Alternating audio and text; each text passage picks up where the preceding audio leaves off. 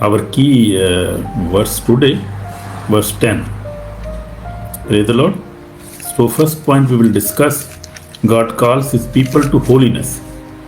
In verse 1, we see that Paul wrote that therefore, having these promises, beloved, let us clean ourselves from all filthiness and of the flesh and spirit, perfecting holiness in fear of God. Praise the Lord.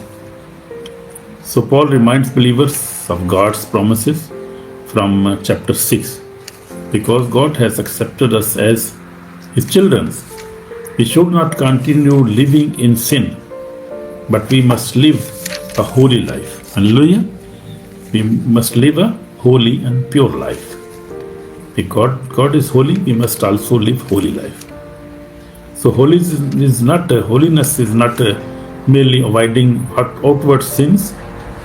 It also includes our thoughts, attitudes, words, and motives. So God desires a clean heart. Praise the Lord. In 1 Peter 1:15 and 16 says, but as he who called us is holy, you also be holy in all your conduct.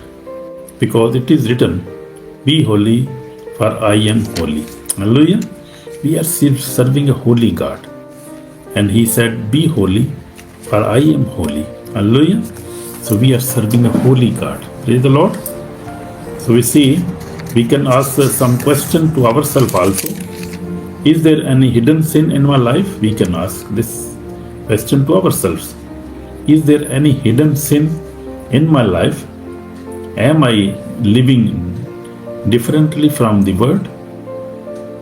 Does my lifestyle honor Jesus Christ? So we have to repent if there is any hidden sin and we cannot control on that. We have to repent it, and it must be genuine repentance. So we see the second point we will discuss today. Godly leaders care deeply for God's people. Praise the Lord. Paul tells us, Corinthians, that he has wronged no one and sincerely loved them, even though he corrected them sharply in his previous letter. His purpose was restoration, not condemnation. Praise the Lord. So true spiritual leaders do not preach to impress people. They preach because they love souls. They love their life. They love their souls. So sometimes correction hurt, but it heals. Hallelujah. Sometimes correction hurt us, hurt our heart. But that is like a medicine, like a healing. It brings healing in our lives, in our souls. So in Hebrew 12:11 says, now no chastening seems to be joyful for the present, but painful.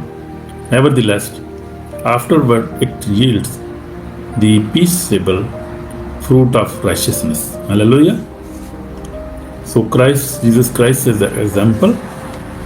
Jesus lovingly corrected Peter after Peter denied his three times. He denied him 3 times. Peter the apostle, we see that when Jesus was caught, and Peter denied him 3 times. Instead of rejecting Peter forever, Jesus restored him by asking 3 times, do you love me? You see, the way of God is quite different. Peter denied him 3 times, but Jesus asked him 3 times, do you love me? So we see the difference here. So Peter became one of the greatest leaders of the early church because he accepted Christ's correction. Hallelujah. We must also accept God's correction, that we must repent. If we see godly sorrow produce repentance. That is true. One of the greatest verse of repentance says, "For godly sorrows produce repentance, leading to salvation, not to be regretted, but the sorrow of words produce death." Praise the Lord. There are two kinds of sorrows. Worldly sorrows, so sorrow because of consequences, sorrow after getting caught, sorrow because corruption is damaged, sorrow because reputation is damaged, no real change. So we see that is the worldly sorrow. But godly sorrow, sorry because sin has offended God, leads to confession, leads to turning away from sin, produce lasting transformation. Praise the Lord. Repentance is more than tears. Repentance is a changed life. It changed our lives. So we see in the Old Testament, example from the Old Testament, King David committed terrible sin with Bathsheba. When the prophet Nathan confronted him, David sincerely repented. So we see also that Psalm 51, we see that shows David crying out, "Create in me a clean heart, O Lord, O God." God forgive David because his repentance was genuine. Hallelujah. So true repentance produce visible fruit. Paul lists the evidence of genuine repentance. True repentance produce diligence, cleanings of oneself, indignation against sin, fear of God, desire for righteousness, zeal, readiness to correct wrong. Repentance is not only saying, "I am sorry," it is living differently afterward. Jesus also taught in Matthew 3:8, "Therefore bear fruits worthy of repentance." Hallelujah. That is teaching of Jesus Christ. So repentance brings joy to God's people. That is the fifth point we are going to discuss today. Paul rejoiced because the Corinthians repented positively. Titus also rejoiced after seeing their obedience. So repentance restores fellowship with God, fellowship with church, peace of conscience, joy of salvation. Sin steals joy. Repentance restores joy. That is different. Hallelujah. So repentance, true repentance restores our joy, but sin steals our joy. David prayed in Psalm 51:12, "Restore me to joy of your salvation, Lord." Praise the Lord. So we see the practical thing which we have learned today. Take holiness seriously, welcome biblical correction, confess sin quickly, produce fruit worthy of repentance, walk daily in the fear of God, let God's grace transform your character, live as God's holy people. So we see these things are practical lessons for us in this chapter. So also living this message to today's word, many people today believe they can follow Jesus while continue in sinful lifestyle. But Paul teaches that true believers pursue holiness because they belong to God. Praise the Lord. In many countries, including Netherlands, Christians face pressures from secular culture, compromise biblical truth. In Pakistan and other nations, Many people endure persecution, discrimination, false accusation, social rejection, and hardship because they remain faithful to Christ. Whether facing temptation or persecution, God calls his people to remain holy and steadfast. Hallelujah. Praise the Lord. So my testimony again, every day I give my testimony, my personal testimony. For 46 years I walked with the Lord. Jesus Christ, by grace, by God's grace, I read the Bible daily. From when I repented in 1979, I started reading Bible daily. That is my testimony. Praying regularly and have spent many years seeking Him through fasting and prayer. Praise the Lord. The Lord has faithfully transformed my life, teaching me that genuine repentance is not a one-time event but a daily commitment to walk in holiness and obedience. His grace is sufficient to change every hurt that truly comes to Him. Praise the Lord. So I have also learned these things, continue walking in the Lord, and also walking in repentance daily, walking in forgiveness spirit. So that is really, that changed life. That is not very easy to live in such free and communism, like freedom, where everywhere is freedom, and walk with the Lord. It cost us. It's cost us. But I am thankful that I am living a holy life by the grace of God. I never smoke, I never drink, I never fornicate. I never do any type of sin. I live a holy life by the grace of God. And that is my testimony. And that is, I pay for that. Because I never go to such places. Even there are clubs, everything available there. But I have separated my life. I have changed my habits. I have changed my lifestyle, my looking, also my thinking. That is my testimony.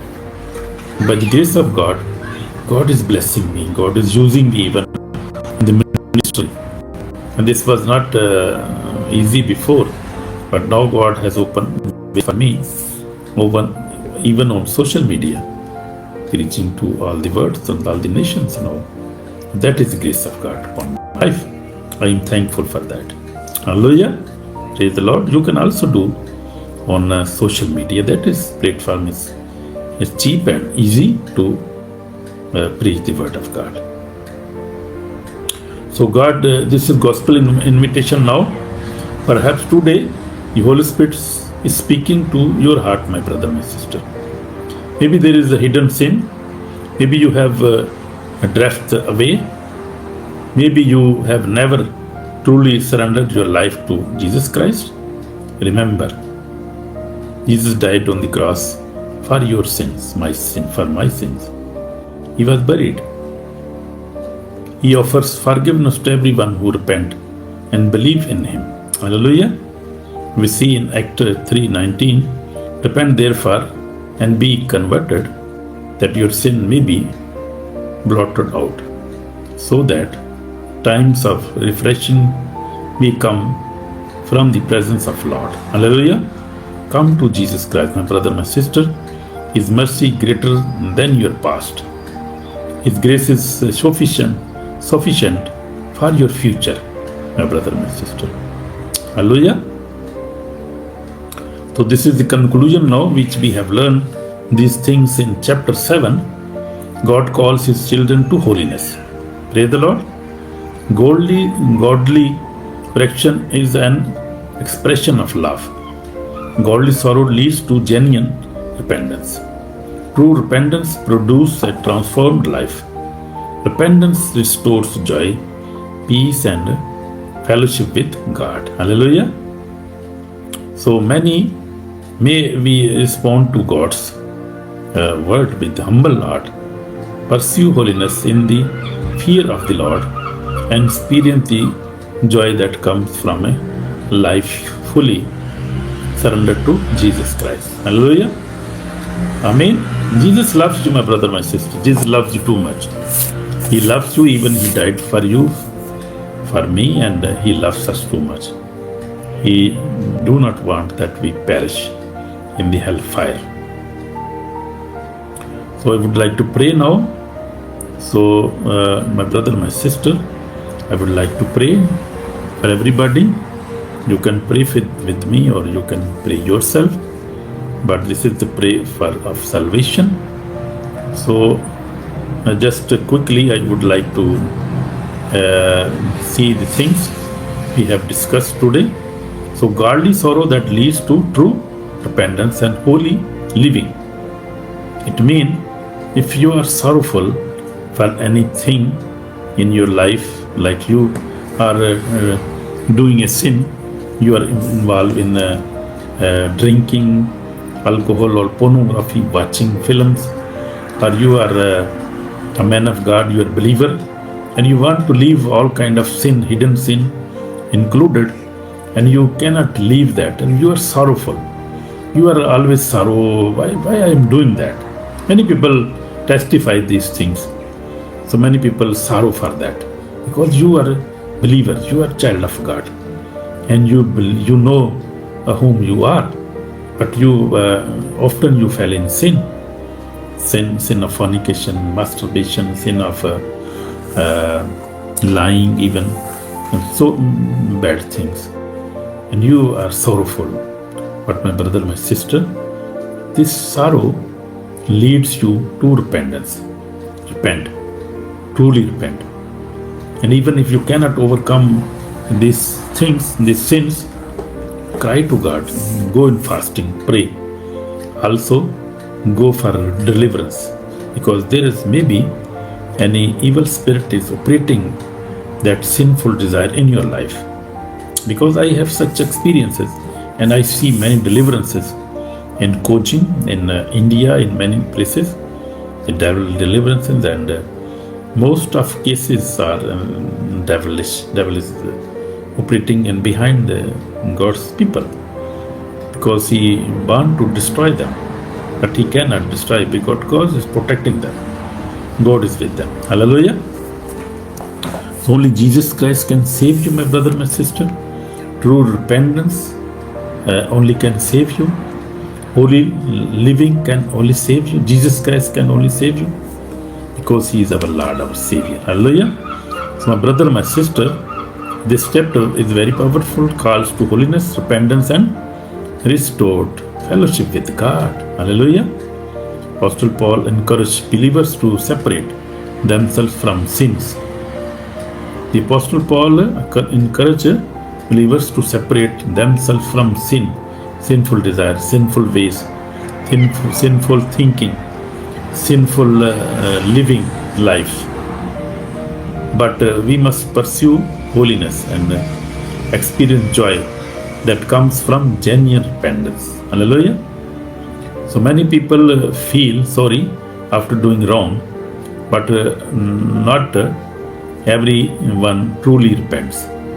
The Bible teaches that there is a great difference between worldly sorrow and godly sorrow. So what is godly sorrow? We have seen the godly sorrow. Godly sorrow is really when we want to live a holy life, we want to read Bible, we want to love each other, we want to forgive others, but we cannot do that. That is hard for us. So that sometimes bring sorrow in our life. Hallelujah. So what is your name? Angel.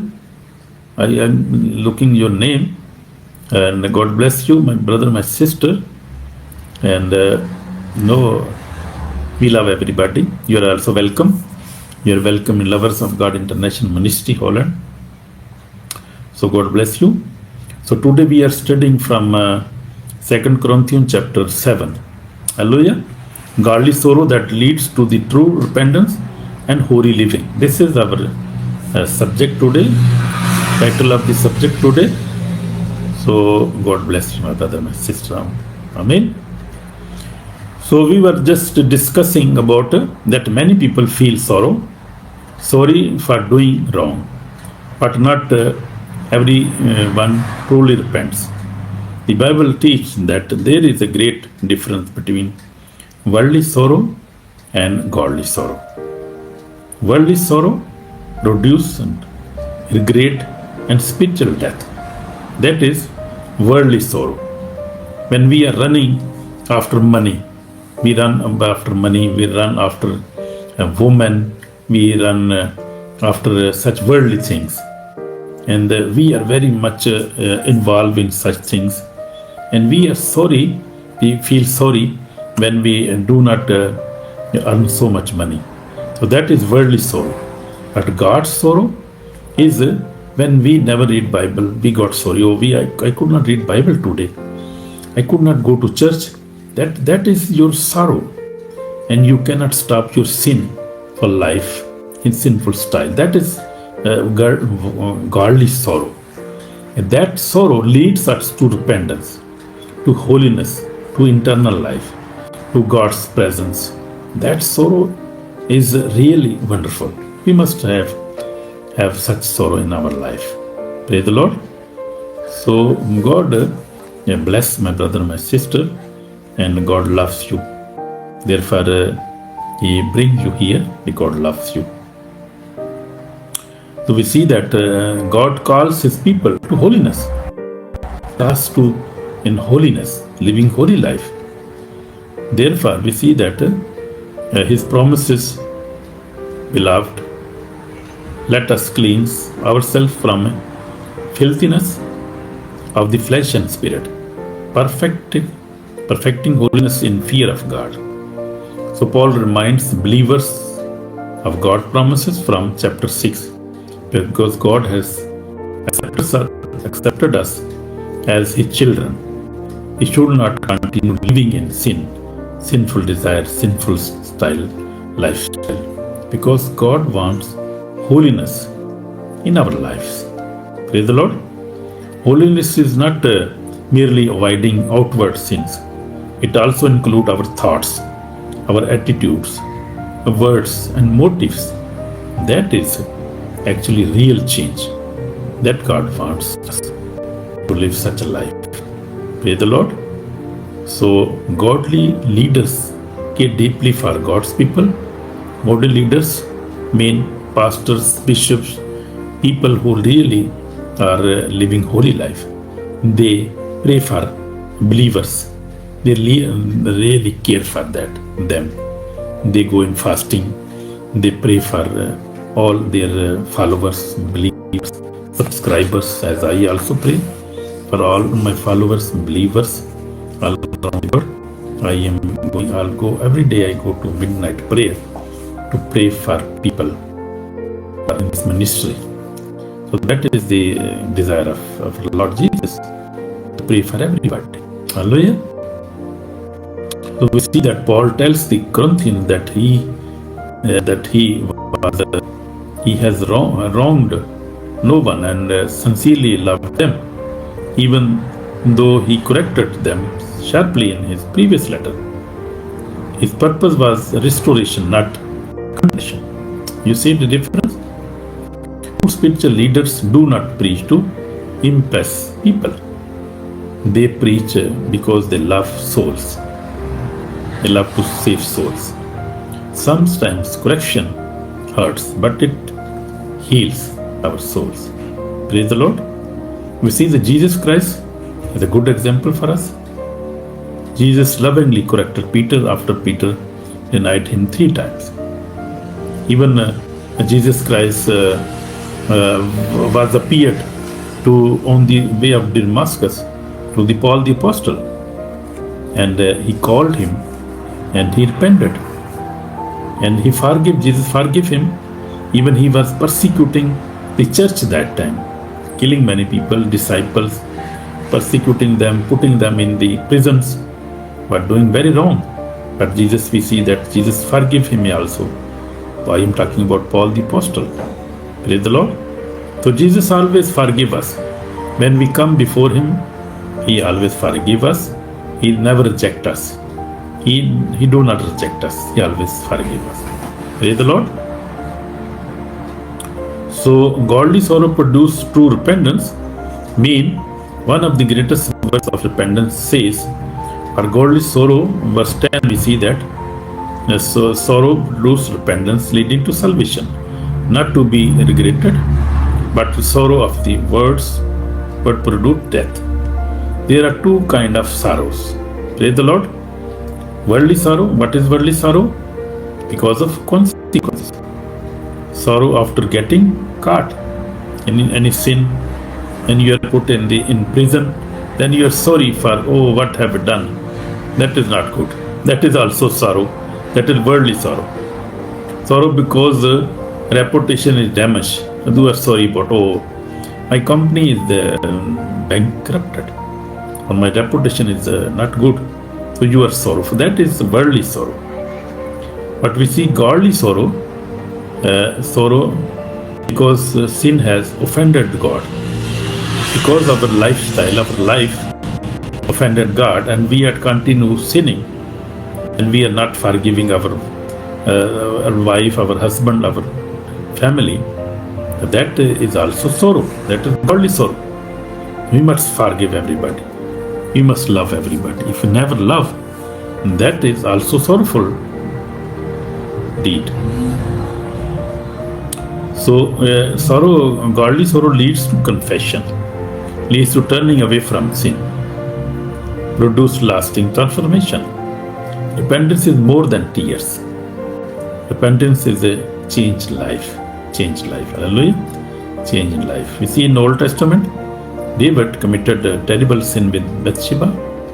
When the prophet Nathan confronted him, David sincerely repented. Praise the Lord. We must also repent whenever we know that we are doing wrong, we are in on sinful way. We must repent truly, genuinely. Praise the Lord. So true repentance produces visible fruits. So we see that true repentance produces diligence, cleansing of oneself, indignation against sin, fear of God, desire for righteousness, zeal, readiness to correct our wrongs. So repentance is not only saying, I am sorry. It is very differently afterward. Jesus also taught. Therefore bear fruit worthy of repentance. So repentance means to repent from our sins. And when we repent truly, we really feel happy. We feel joyfully, because it brings joy in our life. Hallelujah. And we came close to Lord Jesus. We can pray, we can fast, we can read the Bible. That is the result, fruits of the true repentance. Hallelujah. So God bless you. I am going to pray now. So some things we have learned in this lesson, and that things are like take holiness seriously, my brother, my sister. Take holiness seriously. Welcome biblical corrections. Whenever Bible corrects you, take it happily. Confess your sins quickly. Do not delay. Produce fruits worthy of repentance, and also produce in your life fruits worthy of repentance. Like before you were not forgiving your wife or husband, start forgiving them, start loving them, start praying for other people. That is the fruit of the worthy of repentance. To walk daily in fear of God, my brother, my sister. Let God grace transform your character. Hallelujah. Live as God's holy people. So these things we have learned, these are practical things we must practice daily. Praise the Lord. We must do practically daily. So I am going to pray now for everybody. So Heavenly Father, thank you for your word. Search our heart and reveal anything that displease you, Lord Jesus. Grant us godly sorrow that lead to true repentance, and help us to turn away from every sin. Fill us with the Holy Spirit so that we may live holy lives that honor Jesus Christ. Strengthen believers who are facing temptation or persecution, and use our lives to bring others to salvation. We ask all this in the mighty name of Jesus Christ. Hallelujah. O Lord Jesus, we are sinners, Lord. Forgive us. Wash us with precious blood. Save our soul today. And we are thankful for all the blessing, for the word of God. We are thankful for everything in Jesus' name. Amen. So my brother, my sister, it was a wonderful time with you. So if you never understand something, you can repeat the sermon again. You can listen again if you never understand, and can open the Bible also with references. Praise the Lord. So God will bless you, and see you tomorrow. And tomorrow we are going to study chapter 8, 2 Corinthians chapter 8. Tomorrow we will study about this chapter. So God bless you, and thank for joining Lovers of God International Ministry, Holland. And we are thankful to God for this wonderful opportunity to listen the word of God, to obey the word of God. Praise the Lord. Thank you, my brother, my sister. Shalom, and see you tomorrow by the grace of God. Shalom. Bye.